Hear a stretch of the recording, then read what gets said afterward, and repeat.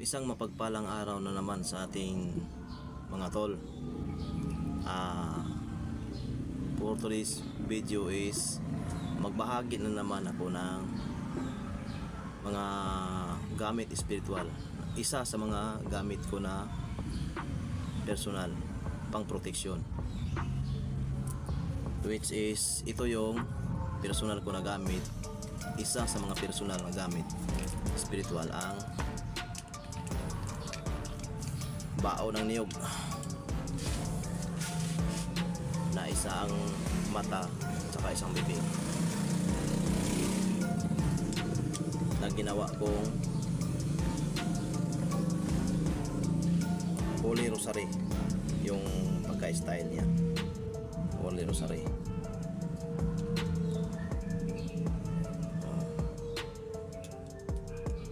Holy Rosary. Ang gamit nito is pangkalahatan din. Una dito sa sa bao niya, one eye. Ito ay sa panipas, kubol din sa negosyo. Kung may negosyo ka, mas prepare to pagka ganito, one eye. Then ang laman nito, hindi ko pwedeng sabihin kasi sa paggawa o pagkasa kasi ng gamit spiritual is may mga iba't ibang mga technique yan kung paano gagawin. Magdepende na lang. Pero ito, masabi ko, overloaded talaga. Napaka overloaded. Loaded sa pulong, sa orasyon, loaded sa mga mutya, loaded sa mga material tulad ng tuway-tuway. Iba-iba pa lahat dahil malaki nga to, kaya siya loaded. Ito naman, ito is Julin lang, material lang siya dito sa mundo natin, pero nagiging holy dahil ritualado. Converted ito sa, kung tawagin is, power of the sun, kasi ang bendisyon nito is kinonvert sa power of the sun. Ito yung hindi pa nakuha.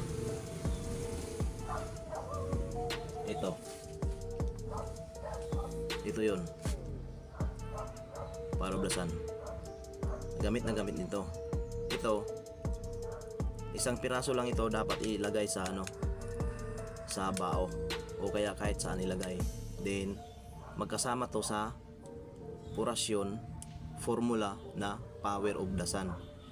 Tsaka ito magkasama. Papakita ko sa inyo yung power of the sun na sinasabi ko na formula. Ito yun mga tol, power of the sun. Hanapin ko para makita nyo para makita nyo yung power of the sun na formula.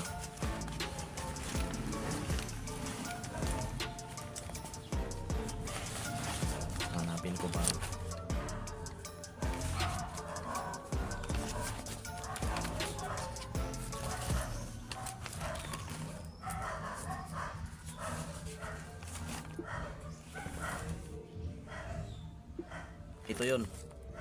Ito yun mga tol, ang power of the sun. Ito yun. Ito. Yan yung power of the sun na sinasabi ko. Ito, magbaliktaran kasi yan baliktaran kasi yan. Yan, harap at likod kasi yan, power of the sun. Prepare to sa sa panyo, gagawing panyo, yung mga ganito. Mas okay to sa panyo. Ito yung power of the sun. Yung ganito,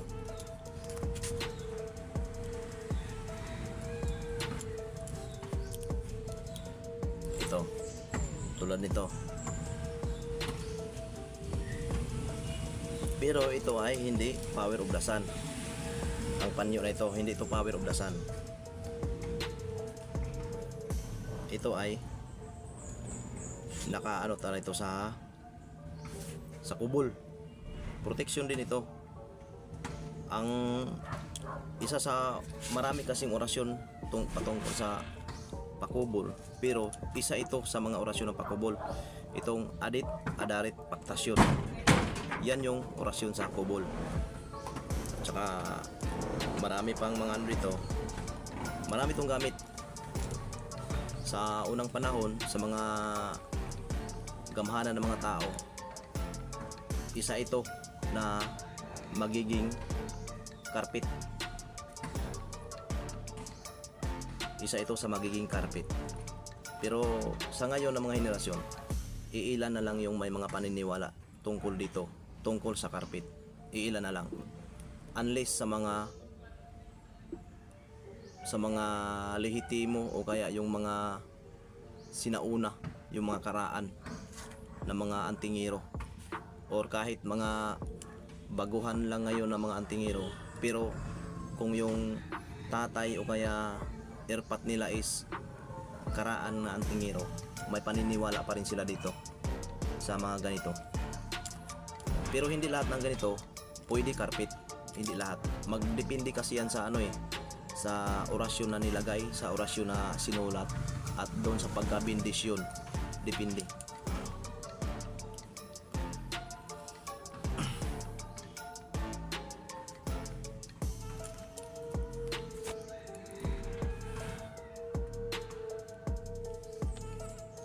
Ito yung Kristong Hari. Kristong Hari. Ito yung sa Armageddon. Formula ng Armageddon. Oh. Ito naman yung formula sa sumpa sa hilo, lason. Ito. Maganda to ilagay sa garapa.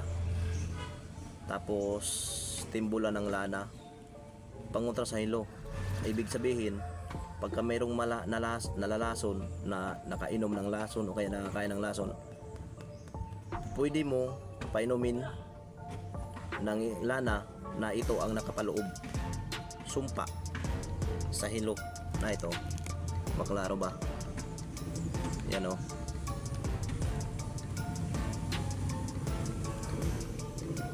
Sumpa sa hilo.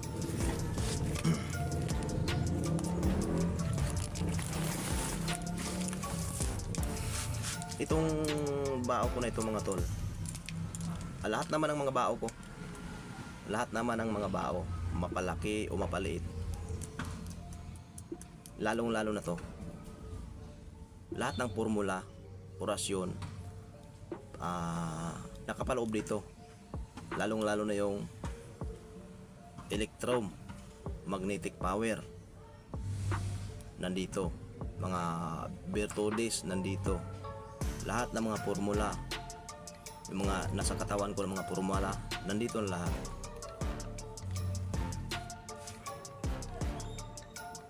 Napakasulido. Isang buong librito. Yung librito na yung parang makapal pa dito. Makapal pa dito. Makapal pa. Halos nandito na sa kulintas na to. Bakit nagkasya?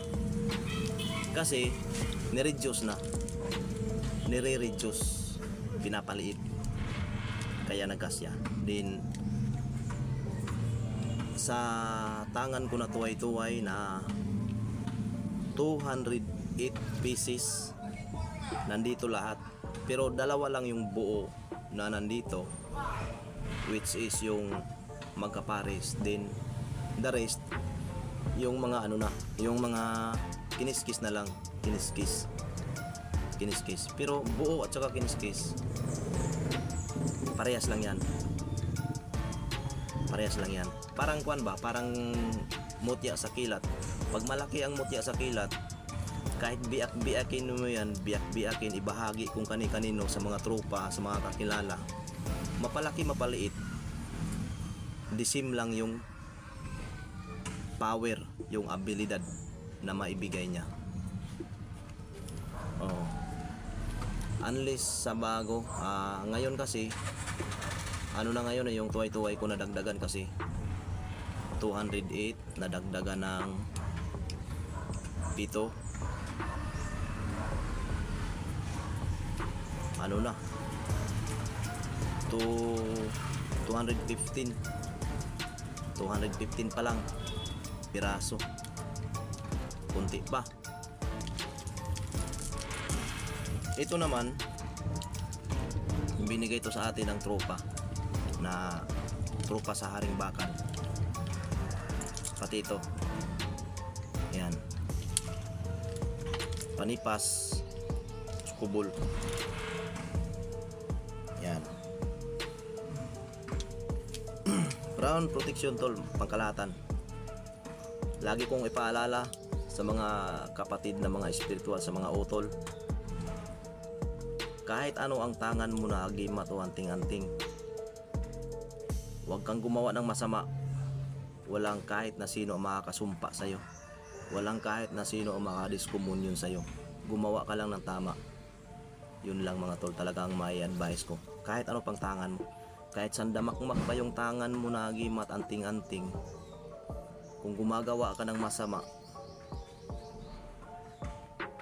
madiskumunyon ka talaga. Lalo na pagka maka-encounter ka ng spiritual na high rank din, yung mga pangkumbati talaga, lalo na kung yung mga dala ay puro solid na Diyos Amahan, nako, mabigat yon. Kung ikaw ay gumagawa ka ng hindi tama, gumagawa ka ng masama, talagang madidihado ka. O kahit sabihin ang dala mo naman ay puro solidong pulong ng Diyos Amahan, orasyon sa Diyos Amahan, kung gumagawa ka ng masama, wala rin, bagsak ka rin yan. Pero kahit habak lang yung dala mo, kahit ito lang, lagi kong sinasabi,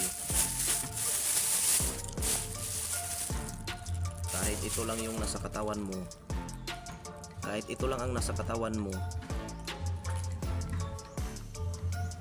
kung ikaw naman ay gumagawa ng mabuti,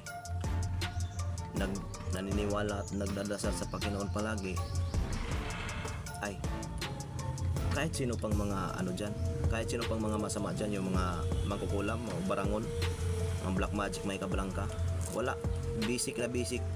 Kahit ito lang ang dalhin mo, walang kahit na sino. Kasi ito kasi mga tol, ang totoo nito, maliit lang to tingnan maliit lang to tingnan, pero isang librito, maliit nga lang siya, gawa ng niredyos. Maliit nga. Ito, ipapakita ko sa iyo ang sample. Bakit nasabi ko nga isang librito ito, at bakit naging ganito, bakit naging maliit. Pakikita ko sa inyo para makita nyo kung ano ang forma dito niyan eh. Pakita ko sa inyo, niredyos kasi yan, niredyos kasi.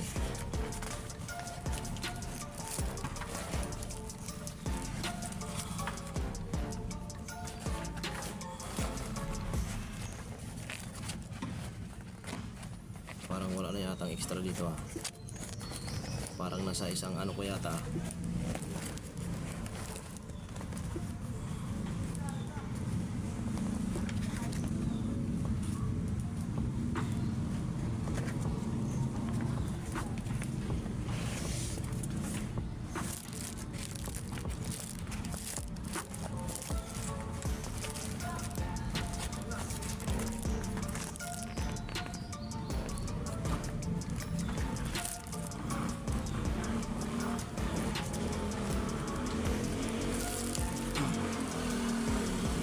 Ito yun mga tol. Ito yun. Oh. Isang libro.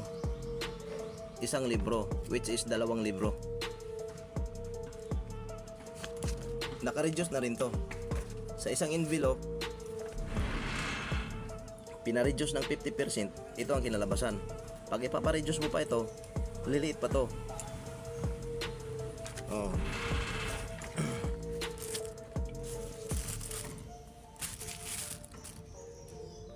Kaya maliit siya tingnan.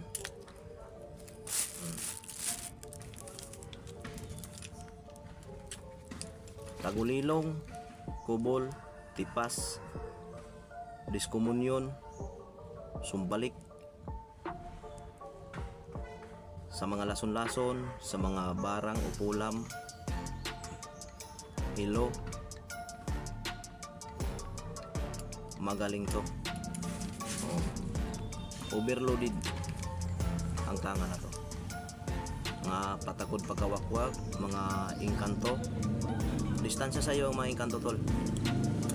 Kahit hindi masama na mga engkanto, di distansya sa iyo. Bakit? Kasi napakasilaw nito. Napakasilaw.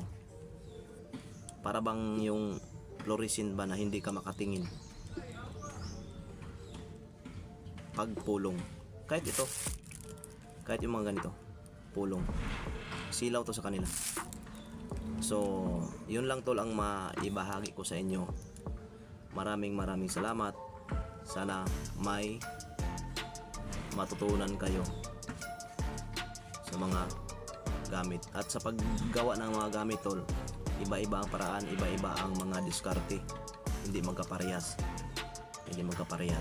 Maraming salamat sa inyo tol. Sana pakisuportahan nyo ako. God bless sa inyong lahat. Mabuhay tayong lahat.